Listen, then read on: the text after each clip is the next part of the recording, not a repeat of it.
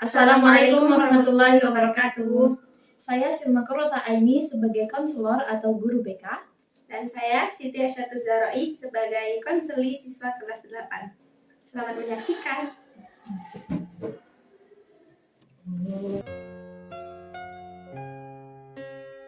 Sadarkah aku yang berjalan dalam kehampaan, terdiam, terpana, terbata, semua dalam keraguan aku dan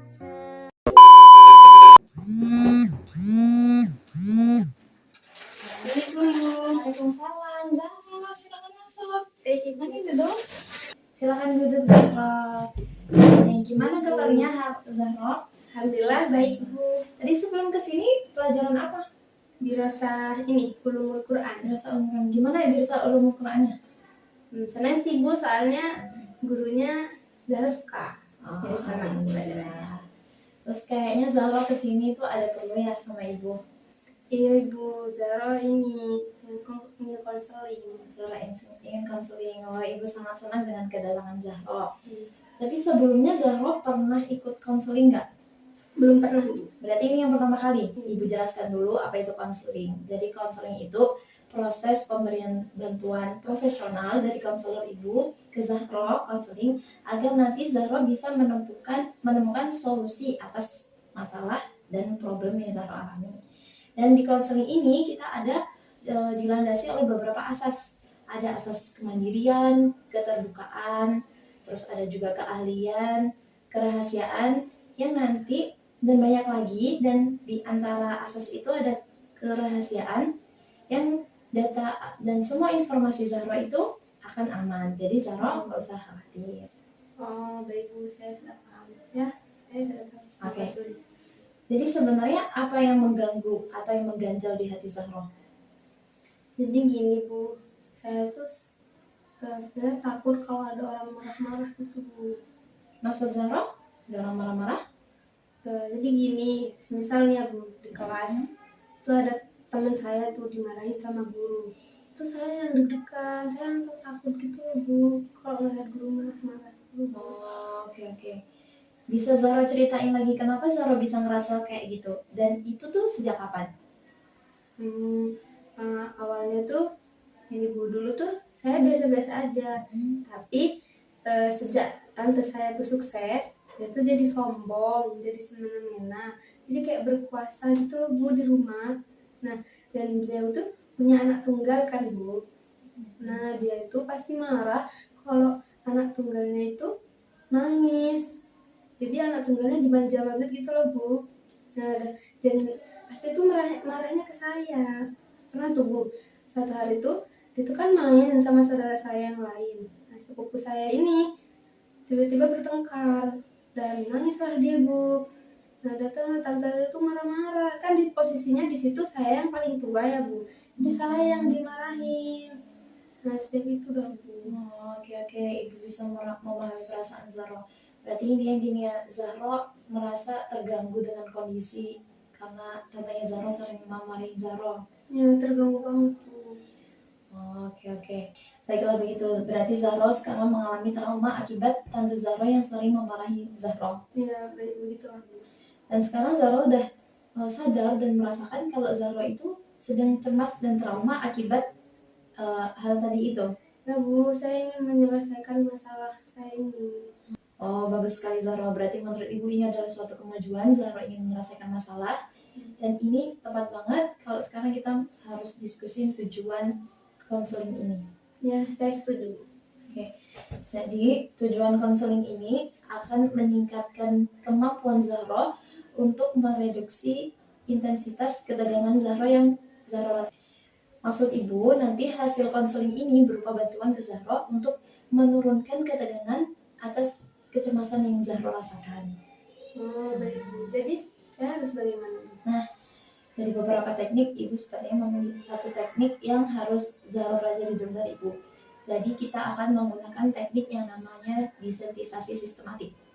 Jadi nanti Zahra akan membayangkan situasi atau kondisi yang membuat Zahra cemas. Dan itu nanti ada tahapannya dari yang rendah, sedang, sampai ke yang paling tinggi intensitasnya. Oke. Dan tapi Zahra juga harus sadar kalau kita di dunia ini nggak ada orang yang nggak punya masalah ya kan. Dan kita juga harus berikhtiar kalau kita bisa menemukan solusinya. Baik Bu, saya tertarik dan setuju dengan teknik yang dijelaskan tadi. Oke, mari kita mulai ya. Sekarang Zahra coba relax dan pejamkan mata Zahra. Oke, relax. Nah, nanti Ibu akan menyebutkan kondisi-kondisi yang dari tingkatan rendah, sedang, sampai nanti yang paling tinggi. Oke. Nanti kalau semisal Zahra nggak kuat dengan kondisi yang Zahra bayangkan, Zahra bisa angkat tangan Zahra. Oke. Bu ngerti. Oke, kita mulai ya. Sekarang bayangkan Zahra sedang bermain di ruang keluarga bersama saudara Zahra yang lain, dan di situ juga ada sepupu Zahra, anaknya tante. Nah, di sana juga ada tante. Oke. Kemudian waktu Zahra bermain, saudara Zahra yang lain dan sepupu Zahra itu bertengkar. Kemudian sepupu Zahra menangis. Lalu tante menghampiri kalian. Dan sekarang tante berbicara dengan suara yang keras, dan Zahra bayangkan raut wajahnya tante. Bu, saya ngeri ngebayanginnya. Oke, Zahra buka mata Zahra, relax, tarik nafas pelan dari hidung dan keluarkan dari mulut. Zahra relax tuh. Oke, sekarang apa yang Zahra rasakan?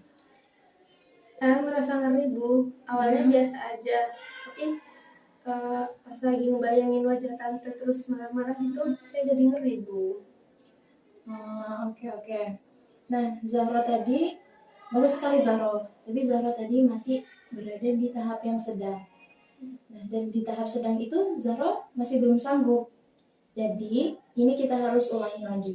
Tapi menunggu keadaannya Zahra sudah sanggup lagi, sudah tenang, sudah siap. Baik. Gimana? Saya sudah ngerasa agak lega gitu Bu, saya udah cerita. Oke. Nanti kita mau mulai lagi ya. Tapi sekarang gimana keadaan Zahra? Ya, sudah baik. Oke. Berarti Zahra kita mulai lagi ya. Zahra relax. Zahra pejamkan mata. Sekarang kita coba Zahra membayangkan ada anak yang dimarahin oleh ibunya dengan suara yang pelan karena dia nggak mau belajar. Kemudian sekarang Zahra bayangkan ada orang tua yang memarahi anaknya dengan suara yang keras. Dan sekarang Zahra bayangkan Zahra berada di ruang keluarga bersama dengan keluarga-keluarga yang lain. Dan di situ Zahra sedang bermain dengan saudara Zahra yang lain dan juga sepupu Zahra, anaknya tante. Ketika kalian sedang bermain, tiba-tiba saudara lain Zahra sama sepupunya bertengkar, sama anaknya tante. Bertengkar, terus anaknya tante menangis. Dan tante menghampiri kalian, dan tante marah ke Zahra, sangat marah. Bu gak kuat. Oke, Zahra buka mata Zahra. Relax. Tarik nafas lagi dari hidung pelan-pelan, keluarkan dari mulut. Sekarang gimana perasaannya Zahra? Deg-degan Bu, tapi sudah lebih baik. Oke, nggak apa-apa, Zahra bisa relax. Ini sudah suatu proses. Ya, tidak seperti kemarin sih Bu. Sekarang sudah berkurang rasa takutnya. Oke, alhamdulillah ini sudah suatu kemajuan yang bagus ya. Gimana Zahra mau lanjut lagi? Ya Bu. Oke, kita mulai lagi ya. Zahra tutup mata lagi. Zahra bayangkan sekarang ada orang yang sangat marah dan mau memukul. Zahra bayangkan gimana tatapan matanya dan gimana suara yang keras. Bu sudah. Oke, Zahra buka mata. Relax. Satu lagi, atur nafas lagi. Ngeri Bu. Nggak apa-apa Zahra sudah berusaha. Tinggal satu langkah lagi. Dan itu tadi Zahra sudah melakukan kemajuan dan Zahra bisa melewatinya. Oke, bagus. Baik Bu, saya siap melakukannya lagi. Oke, kamu siap? Kita ulang lagi ya. Kita coba lagi. Zahra pejamkan mata lagi. Bayangkan ada orang yang sangat marah dan sampai dia ingin memukul. Zahra bayangkan di situ tatapan matanya, rautan wajahnya, dan suaranya yang sangat keras.